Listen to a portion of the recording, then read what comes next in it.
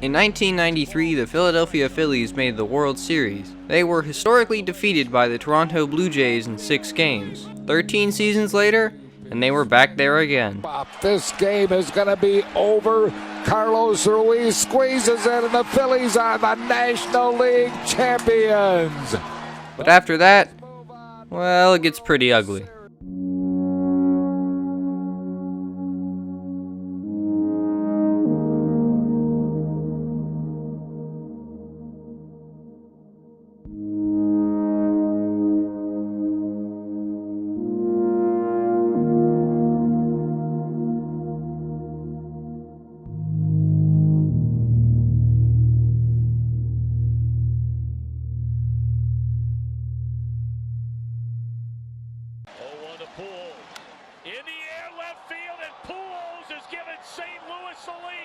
Philly was just a slight underdog, and in Game 1, they clearly set out to prove Vegas wrong as the third batter of the game faced something called a Scott Kazmir. Utley rips one into right field at the track, at the wall. It's a good start for the Phillies. 2-0 here in the first. The Phillies looked to add an insurance run in the second with the bases loaded and only 1 out, but he flares one into left center field. Lead runner is Victorino. Upton will come up throwing. Here's a play at the plate. Inning over.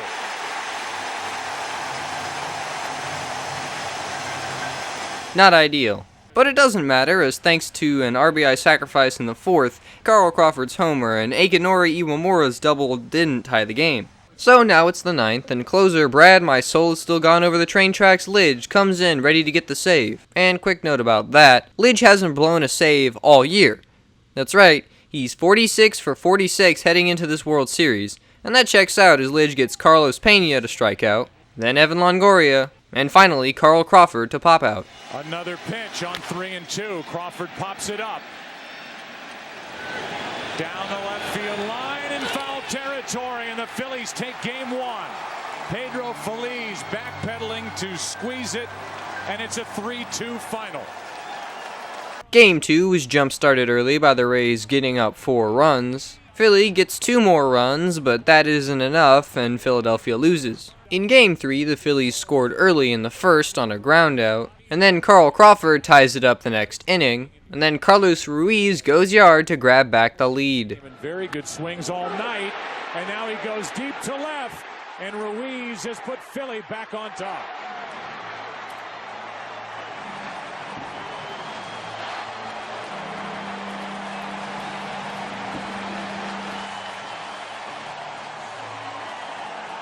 You want to see me do it again? This ball is rocketed into right. Don't worry about the wind. 3-1.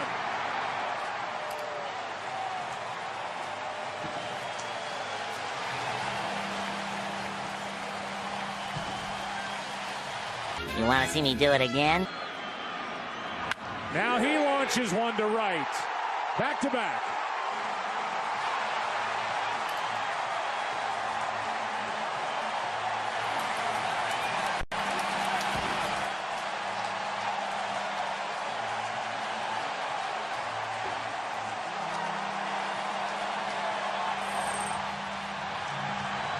In the 7th, the Rays rallied, and thanks to a sacrifice, they managed to bring the game within 2. The rally continued in the 8th when B.J. Upton gets on with a single, then he swipes second, then he swipes third.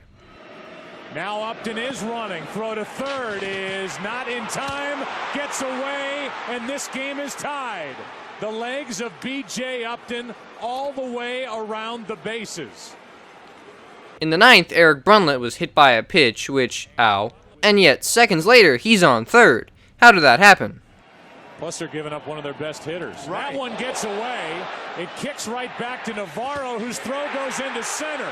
Bruntlett will go to third, and there's the winning run, 90 feet away. Then Shane Victorino and Greg Dobbs were both given the Barry Bonds treatment. And prepare yourselves for the only walk-off infield single in World Series history. Strikeout pitch. Chop to third. Play at the plate. Phillies take game 3.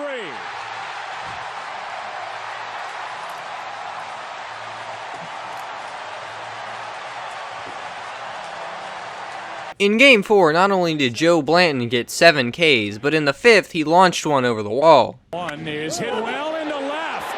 How about Blanton going deep?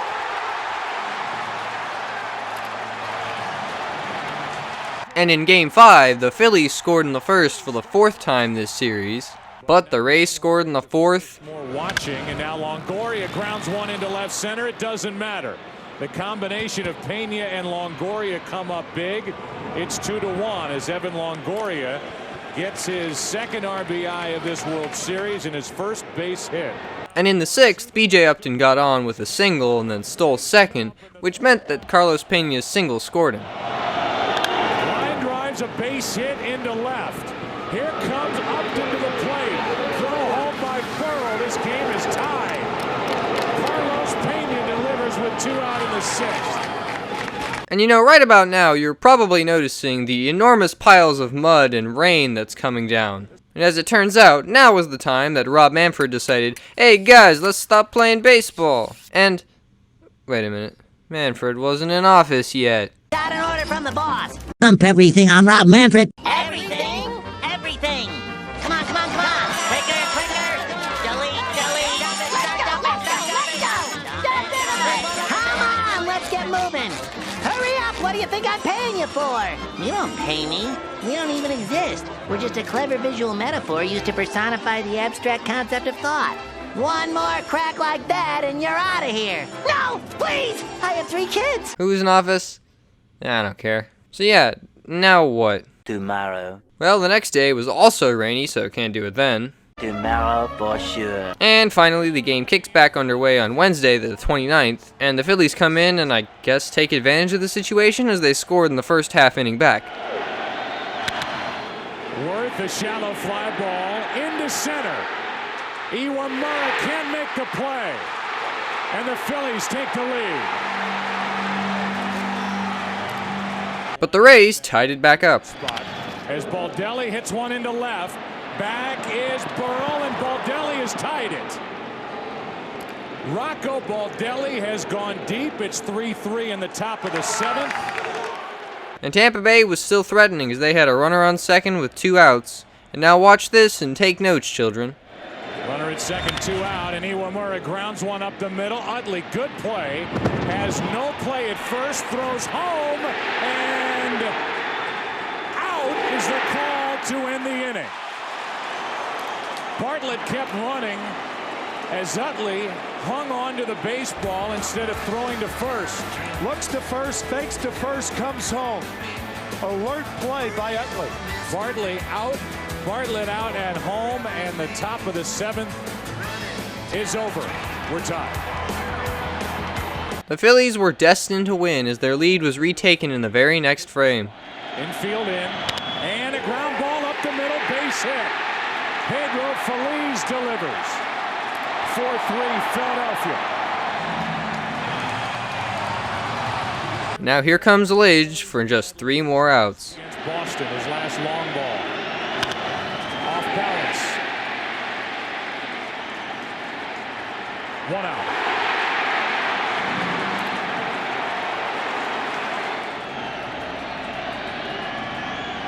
Zobrist lines one into right at Roth. 2 out.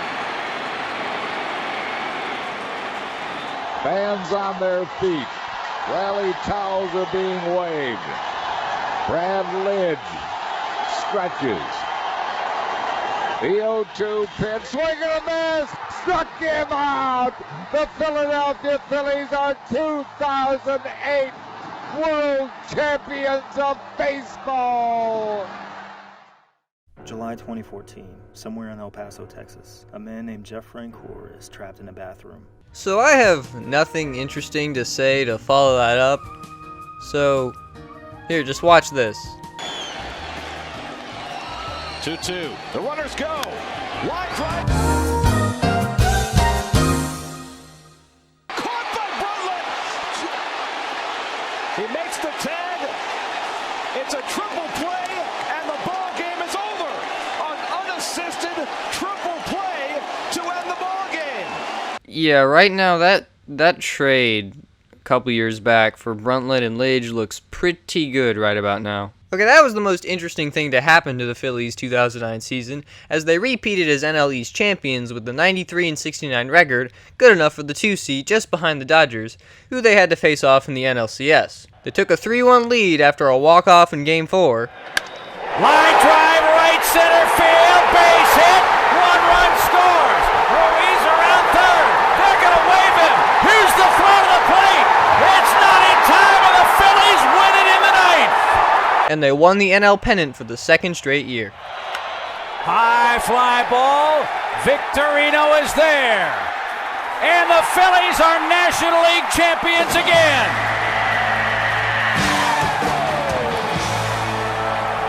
Altuve has just sent the Astros to the World Series. Now the Phillies were going to play the Yankees in the 2009 World Series. In Game 1, the Phillies' Chase Utley contributed big time with not one, That ball is hit down the right field line into the corner.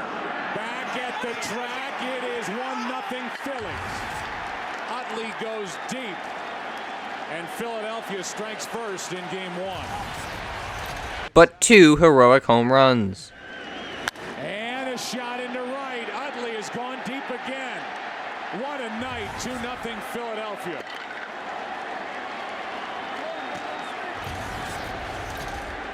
Games 2 and 3 were Yankee victories. In Game 4, Philadelphia trailed 3-4 in the bottom of the 8th, but Pedro Feliz changed that.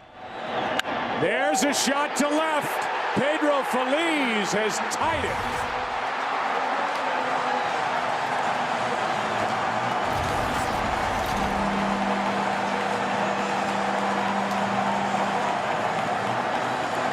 Unfortunately for Philadelphia, Brad Lidge, who came in to pitch the 9th, was no longer the all-time record-setting closer he was in 2008, as his 2009 season was much more forgettable, blowing 11 saves and having an ERA of 7.21. But hey, Lidge gets Hideki Matsui to pop out, and the most overrated player in sports history to strike out. 2 out. But then Damon gets on with a single, Line drive into left field's a base hit. And the top of the 9th inning continues, and Mark Teixeira will be the hitter. and then, okay, watch this. In his career against Lidge. There goes Damon, no chance for Ruiz. And now headed to third base as he got around Feliz. And he's there, which is important because of the pitches in the dirt. And to make matters even worse, Lidge beans Mark Teixeira, so that's not great. And now, here comes the reason the Yankees aren't better than the Astros. The 0-1. Ripped into left field. Alex Rodriguez has delivered for New York. In to score is Damon. Headed to third is Teixeira. Into second is Rodriguez.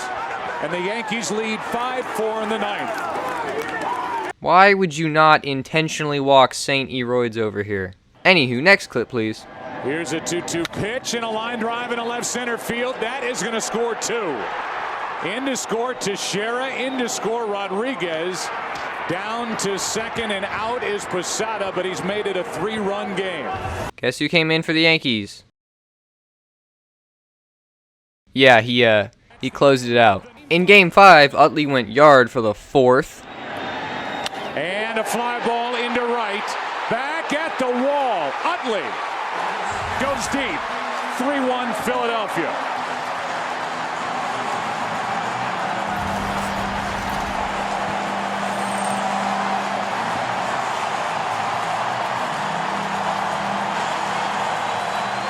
And then 5th times this World Series.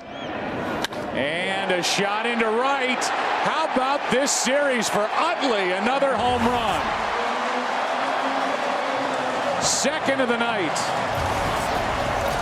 He ties Reggie Jackson for most in one World Series, and he makes it 7-2.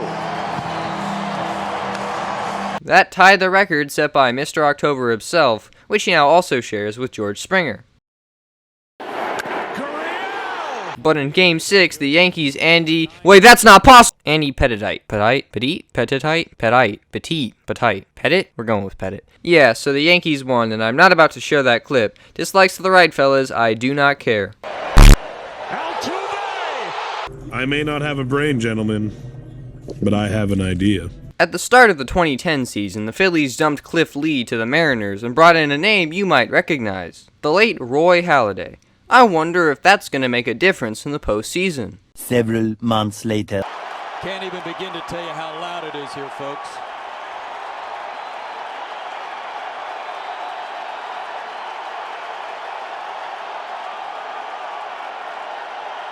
Halladay is one strike away. The 0-2. A bouncer. Ruiz. In time! Roy Halladay has thrown a no-hitter.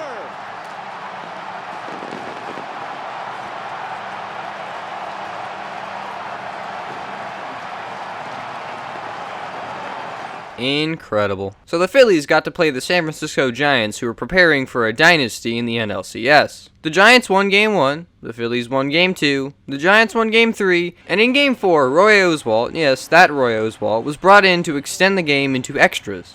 But, he didn't do that, allowing 2 singles that eventually led to a walk-off sac fly. Nothing but fastballs. And a fly ball into left. Huff will tag and carry home the winning run in Game 4. Giants win it 6-5. Although the Phillies won Game 5, they couldn't get it done in Game 6 as a solo shot in the 8th inning gave the Giants a lead they wouldn't relinquish, and the Phillies lost the series 4-2. For the 5th straight year, the Phillies were NL East champions, and they were incredibly still improving on their 2008 season, as that year they went 92-70, and their 2011 campaign they went 102-60. As I already discussed in my video on the 2011 Cardinals, the Phillies beat Atlanta in the last game of the season, which eliminated them and sent the Cardinals to the playoffs. And to save myself the trouble, mind if I play that clip here? Cool. Ironically, now the Phillies got to play the Cardinals, thanks to their win that we just discussed.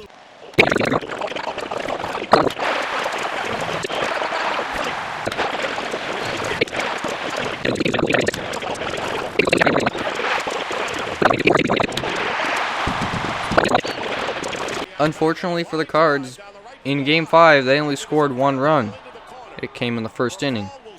But other than that, the late great Roy Halladay pitched a gem to the tune of 8 innings, 6 hits, and only that 1 run allowed. However, on the mound for St. Louis, Chris Carpenter, who if you remember 3-hit the Astros 10 days prior, pulled out another 3-hitter that sent the Cardinals to the NLCS.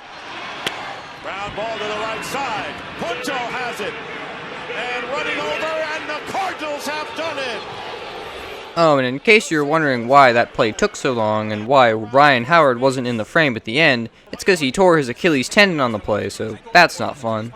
Yeah, I kinda breezed over it in the video, but Ryan Howard, whose OPS plus is 138, which means he's about 38% better than the average player, tore his Achilles tendon right as the Phillies season was ended. To make things even worse, Howard was signed to a 5-year, $125 million contract that was going to start in 2012. As this article puts it, it would have been like Joel Embiid suffering a terrible injury as Kawhi Leonard's buzzer beater dropped through the net to eliminate the Sixers this year. Which, yeah, that's a pretty good comparison. Did we just lose? Now the Phillies were about to start the painful part of having a dynasty. The Phillies, for some reason, traded Hunter Pence, which was kind of a mistake because he would become the starting right fielder for multiple Giants World Series teams. They also dumped Shane Victorino to the Dodgers, and they were 8 games behind the Cardinals in early September, which wasn't ideal, but they soon rallied and were 78-78 heading into a game on September 28th. The Phillies were hanging by the very thinnest of shreds of playoff contention, and they were battling with the Marlins. In the 9th inning, Carlos Lee hit a walk-off single that eliminated the Phillies from playoff contention. I had power, I was respected, but not anymore. After that 2012 season, everything came apart. Halladay retired after 2013, Hamels was traded in 2015, Cliff Lee retired after 2014. Chase Utley was traded to the Dodgers in 2015. Jimmy Rollins signed with the Dodgers in 2015. Carlos Ruiz was traded to the Dodgers in 2016. Ryan Howard retired in 2016, long after his contract had become an albatross on the organization. But hey, chin up, Phillies fans. You guys have exciting young stars like Bryce Harper, JT Realmuto, and Aaron Nola. So maybe that dynasty can one day return, and the Phillies can be handed the trophy from MLB Commissioner... Wait, what was his name? What's his name? What's his name? I got nothing on a name. Come on, baby, what's the name? We threw out his name! Well, I'll be honest, I don't really understand, but I fell down this hill. Now I got glue on my hands and I got records on my fingers. Records on my fingers, I got records on my fingers and I just can't stop.